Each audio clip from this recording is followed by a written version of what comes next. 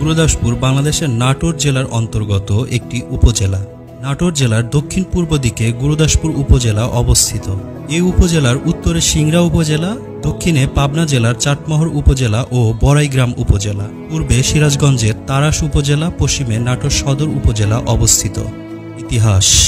ঐতিহাসিকদের মতে 1500 থেকে 1600 সাল পর্যন্ত বর্তমান গুরুদাসপুরের চাপিলা রাজশাহী অঞ্চলের সদর দপ্তর বিদ্যমান ছিল, যার অনেক মুঘল নিদর্শন এখনও কালের সাক্ষী হয়ে দাঁড়িয়ে আছে। আর অনেক পরে গুরুদাসপুর 1917 সালে থানা প্রতিষ্ঠিত হয় এবং 1984 সালে একে উপজেলায় রূপান্তরিত করা হয়। নামকরণ। যতদূর জানা যায় আনুমানিক 1767 সালের দিকে গুরুদাস নামক জনৈক মাঝি গুরুদাসপুর চর হতে ঝাউপাড়া পর্যন্ত খেয়া দিত। এই মাঝির নামানুসারেই এই জায়গার নাম গুরুদাসপুর হয়েছে। কথিত আছে ইংরেজ আমলে বড় লর্ড এক ইংরেজকে জিজ্ঞাসা করেছিল, তুমি কোন মুল্লুক হতে আসিলে? যে মুল্লুকের গুরুদাস গোবিন্দ মাঝি খেয়া নৌকা পারাপার করিতেছে, আমি সেই মুল্লুক হইতে আসিয়াছি। কালক্রমে মাঝির নাম অনুসারে গুরুদাসপুর নামকরণ করা হয়েছিল। প্রশাসনিক এলাকা।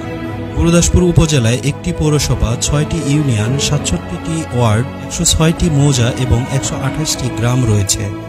গুরুদাসপুর উপজেলার ইউনিয়নগুলি হল নাজিরপুর, বিয়াঘাট, খুবজিপুর, মসিন্দা, ধারাবাড়িশা এবং চাপিলা। জনসংখ্যার উপাত্ত।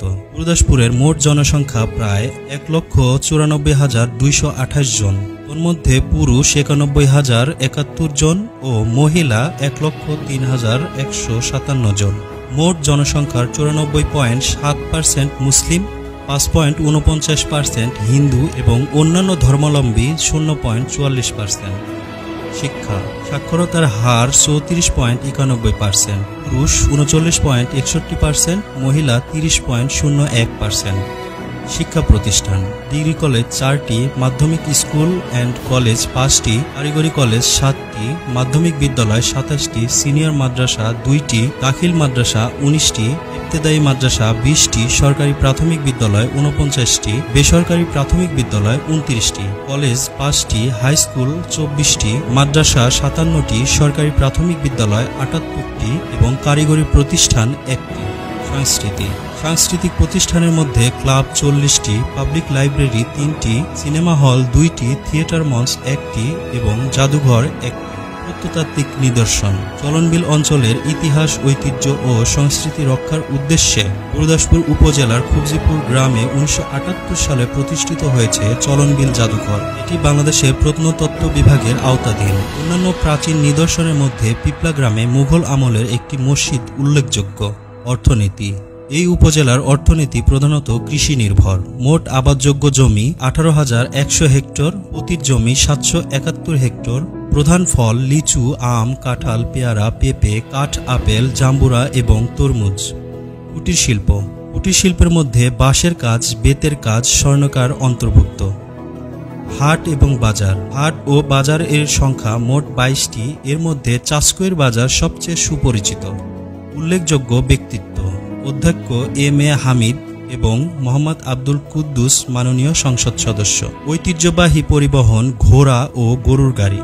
স্বাস্থ্যকেন্দ্র। উপজেলা স্বাস্থ্য কমপ্লেক্স 1টি, স্বাস্থ্যকেন্দ্র 4টি, চক্ষু হাসপাতাল 1টি, পশু হাসপাতাল 1টি। ঐতিহ্য। চলনবিল এ গুরুদাসপুর উপজেলার একটি ঐতিহ্য। বর্ষা মৌসুমে দেশের বিভিন্ন প্রান্তর থেকে মানুষ এই বিল দেখতে আসে এবং নৌকা ভ্রমণ করে। খুবজিপুরে একটি জাদুঘর যা অন্য কোনো উপজেলায় নাই। পুরো মৌসুমে চলনবিলে ধানের ফসলে এক প্রাকৃতিক মনোরম দৃশ্য সৃষ্টি হয়। এই উপজেলা বর্তমানে রসুনের আবাদের জন্য বিখ্যাত। এই উপজেলার নাজিরপুর ইউনিয়নে মামুদপুর, জমাইনগর ও বিয়াঘাট গ্রাম এলাকার মোজাফফর জাতের লিচু বিখ্যাত।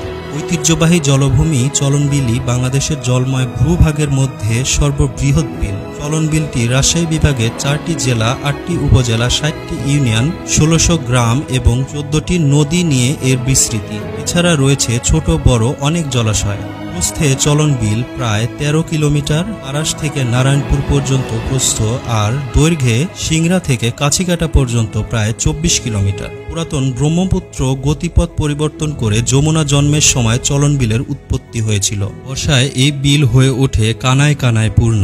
মাছের জন্য পরিণত হয় অভয়ারণ্যে। এ সময় দূরে দূরে অবস্থিত গ্রামগুলো অপরূপ দেখায়। শীতের সময় এসব গ্রাম মেতে ওঠে পানকইর, মাছরাঙা, শালিক, বক ও বুনো কবুতর সহ নানা পাখির কলতান আর উড়ুউড়িতে। 1968 সালে জরিপ মোতাবেক চলনবিলের আয়তন 800 বর্গমাইল বা প্রায় 2072 কিলোমিটার। বর্তমানে চলনবিল অনেকখানি হ্রাস পেয়ে আয়তন দাঁড়িয়েছে 1150 বর্গ কিলোমিটারে। এই অঞ্চলের মানুষের অভিমত, চলনবিলের মাছ হচ্ছে তাদের শস্য খনি। বাস্তবেও তাই। এখানকার মাটি উর্বর। বিল শুকিয়ে গেলে উর্বর মাটিতে কৃষকগণ ধানের চারা রোপণ করেই উল্লাসে ফেটে পড়েন। তারা জানেন স্বল্প ব্যয়ে তাদের গোলা ভরে যাবে। শুধু তাই নয়, বর্ষার শেষ নাগাদ চলে এখানে মাছ ধরার মহোৎসব। সেই হিসেবে চলনবিল মৎস্যখনিও বটে। এখানে পাওয়া যায় দেশি পুঁটি, গজার, বোয়াল, শোল, কাকি, ট্যাংরা, পাতাশি, কলসে, বাইম, কাকলা, চৈতল, চেলা, আইকর, শিং সহ নানা ধরনের দেশি মাছ। এই বিপুল মাছের ভাণ্ডারে আছে প্রচুর কাঁকড়া। চলনবিল এলাকায় জমজমাট হয়ে উঠেছে ঝিনুক মুক্তার বাণিজ্য। বিলে প্রাকৃতিক নিয়মে ঝিনুকের পেটে প্রচুর মুক্তার জন্ম হয়।